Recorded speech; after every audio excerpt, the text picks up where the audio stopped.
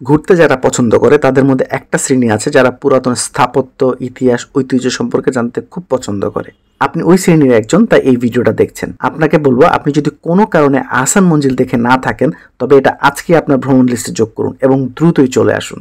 Family, বাবা মা, বউ বাচ্চা নিয়ে আসার জন্য এটা একটা আদর্শ জায়গা। সামনেই খুব সুন্দর একটা খোলা মাঠ আছে, বাচ্চারাও যথেষ্ট এনজয় করবে জায়গাটা। আর সেই সাথে ঢাকার ঐতিহ্য সম্পর্কে ওদেরকে একটা ধারণা দিতে পারলেন, আর আপনিও হারিয়ে গেলেন প্রায় 200 বছর আগের ইতিহাস ও নবাবদের আইসি জীবনযাপনে, আর জানতে পারলেন না জানা ঐতিহ্য। ভিডিও শুরু করার আগে একটা অনুরোধ রইল, ভিডিও শেষ হওয়ার পরে যদি আপনার মনে হয় আপনি কিছু জানতে পেরেছেন এবং আপনার ভিডিওটি ভালো লেগেছে, তাহলে ইউটিউব থেকে দেখে থাকলে সাবস্ক্রাইব, আর ফেসবুক থেকে দেখে থাকলে ফলো দিয়ে রাখবেন। আহসান মঞ্জিলের গেটের বাইরে থেকে আপনি যখন গোলাপি রঙের বিল্ডিংটা দেখবেন তখনই আপনার মনের মধ্যে একটা অন্যরকম ভালো লাগা শুরু হবে। আপনার কাছে মনে হবে আমি আজ কিছু জানতে যাচ্ছি, দেশের ইতিহাস এবং ঐতিহ্য সম্পর্কে কিছু জ্ঞান আজ আমি অর্জন করতে যাচ্ছি। ঢোকার আগে টিকিট কাউন্টার থেকে টিকিট কাটতে হবে, 40 টাকা করে টিকিট, আর সাথে বেবি থাকলে 20 টাকার টিকিট। ঢোকার পরে সাথে যদি ব্যাগ থাকে তাহলে সেটা রেখে তারপর ভিতরে যেতে হবে। অবশ্য মেয়েদের পাস থাকলে সেটা নিয়ে ঢুকতে দিতে কোনো সমস্যা করে না। এরপর হাঁটতে হাঁটতে যখন আপনি ভিতরে ঢুকবেন, গোলাপি রঙের বিল্ডিং দেখবেন, আপনার মন এমনিতেই ভালো হয়ে যাবে। আর সামনের খোলা মাঠটা দেখলেও প্রাণ জুড়িয়ে যাবে। পুরনো একটা বিল্ডিং দেখলে আমি সবসময় ভাবি এই বাড়িতে কত মানুষের পদচারণা ছিল, এই বিল্ডিং এর দেয়ালগুলো কত মানুষের জীবনকাল দেখেছে, কত কিছু সাক্ষী এই বিল্ডিংটা। 1888 আর 1897-তে দুইবার ভূমিকম্পে আহসান মঞ্জিল ক্ষতিগ্রস্ত হয়েছিল। 1888 সালের ভূমিকম্পের পরে মেরামত করার সময় এখন যে গম্বুজ দেখা যায় সেটা নির্মাণ করা হয়।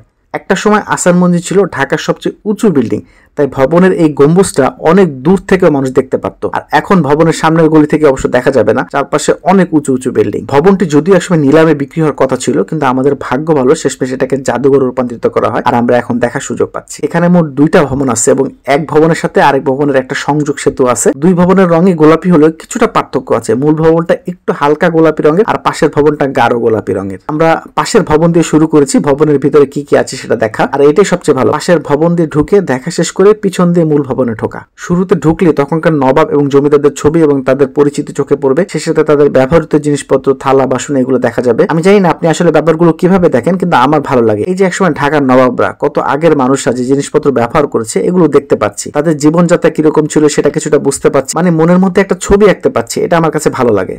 এখানে আসলে অনেক ছবি দেখতে পারবেন বিভিন্ন সময়। আপনার যদি ইতিহাস নিয়ে আগ্রহ থাকে তাহলে একটু সময় নিয়ে দেখলে, তাদের সম্পর্কে জানলে আপনার তো অবশ্যই ভালো লাগবে। এখন আমরা যাব মূল ভবনে। ভবনের পিছন দিয়ে আমরা ঢুকবো। এখানেও নবাবদের ব্যবহৃত আসবাবপত্র, সরঞ্জাম দেখতে পারবেন, ভালো লাগবে। বিশাল বিশাল সব ডাইনিং টেবিল দেখবেন। এটা দেখে আমি অবাক হয়েছি। সত্যি কথা বলতে আমার ধারণা ছিল বিলিয়ার্ড বা পুল খেলা এটা একটা আধুনিক খেলা, কিন্তু এটা যে এত আগের খেলা সেটা আমার জানা ছিল না। এখানে নবাবরা তাদের ধন সম্পদ এবং প্রয়োজনীয় কাগজপত্র রাখতেন। এই লিস্টটা তো আপনার অবশ্যই একটু সময় নিয়ে দেখা উচিত। ঢাকার নবাবদের সম্পূর্ণ বংশ তালিকা এখানে দেখতে পারবেন। এই সিঁড়িটাও বেশ ভালো লাগছে আমার কাছে, এটা দিয়ে উপরে উঠতে পারলে আরো ভালো লাগতো।